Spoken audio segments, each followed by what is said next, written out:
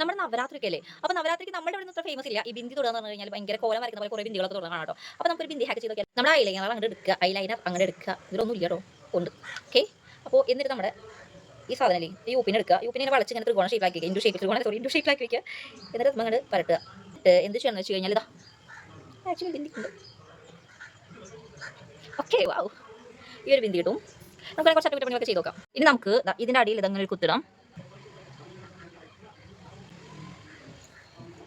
അപ്പോൾ നവരാത്രി ബിൻ സെറ്റാണ്.